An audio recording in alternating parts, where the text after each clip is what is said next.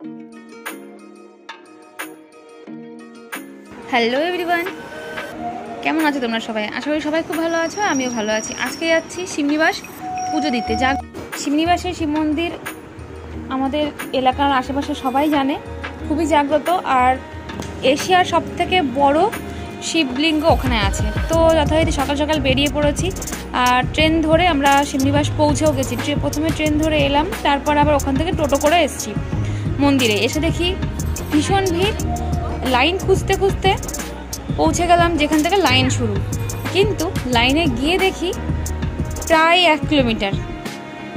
যথারীতি লাইনের পেছন পেছন দেখতেই পাচ্ছ তোমরা কতটা দূর।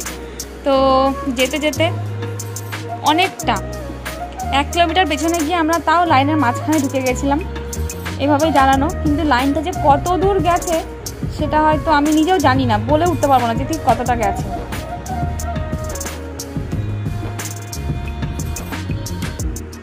তোমরা তো দেখতেই পাচ্ছ আমরা এখনও হেঁটেই চলেছি। আর একটু পরেই না আমাদের সেই কি বলবো, সেই সময়টা এলো যখন একজন এলেন আর আমাদের মাথায় তিলক দিতে এলেন। আমরা যথারীতি তিলকের জন্য দাঁড়ালাম, আর সেইখানটাতেই আমরা জানি না কিভাবে আমরা লাইনের ভেতরে ঢুকে গেছিলাম। আর ওখান থেকে প্রায় 1 কিলোমিটার লাইন দিয়ে এসে তবে বাবার মাথায় জল ঢালতে পেরেছি। এই যে যিনি হঠাৎই আমাদের সামনে এসে মাথায় তিলক দিতে শুরু করলেন, এবং তার জন্যই আমরা এখানে ঢুকে গেলাম। আর ও হচ্ছে সোমা, আমার ফ্রেন্ড। আমরা দুজন মিলেই গেছিলাম।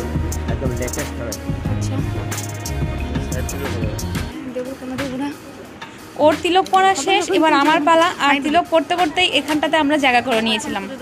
তো যাই হোক, লাইনে দাঁড়িয়েছি, মানে একটা ভীষণই অপেক্ষা কখন বাবার দর্শন পাবো আর বাবাকে জল ঢালবো। সেই সকাল থেকে উপোস করে আমরা সকাল সকাল এসেছি। রানাঘাট থেকে আমরা গেছি সেই মাঝদিয়া শিবনিবাস মন্দির, অনেক দূর। যাই হোক, ওখানে থাকতে থাকতে অনেকের সাথে পরিচয় হয়ে গেল, নিজেরাই আড্ডা মারছি কখন যে দর্শন পাবো।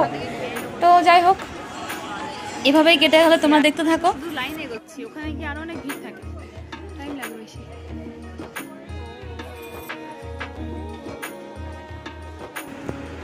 এভাবে অনেকক্ষণ সময় কাটানোর পরে শেষমেশ আমরা এতটা এগিয়ে এসেছি যে মন্দিরের চূড়াটুকু দেখতে পাচ্ছি।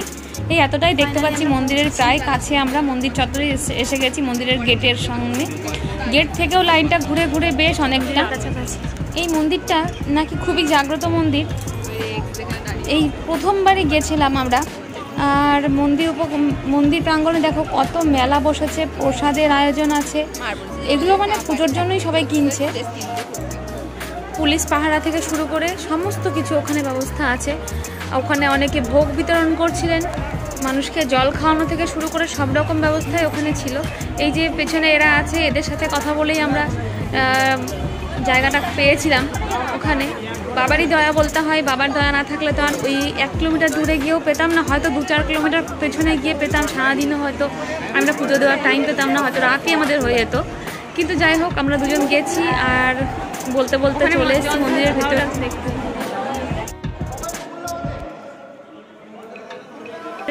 এই যে ভোলে বাবা, দেখলেই তো প্রাণটা জুড়িয়ে যায়। দেখে আর কিছু মুখ দিয়ে কিছু বলার মতো ভাষা থাকে না। আমরা পুজো দিয়ে সব কিছু করে বাইরে এসেছি। বাইরে এসে ধূপটা আর প্রদীপটা বাইরেই জ্বালতে হয়, ওখানে জেলে টেলে বেশ কিছুক্ষণ আমরা মেলা ঘুরে আবার বেরিয়ে পড়েছি বাড়ির উদ্দেশ্যে। ওখান থেকে টোটো করে আসতে হয় বেশ খানিকটা। চলো এই ভিডিওটা শেষ করছি, টাটা বাই বাই, সবাই ভালো থেকো।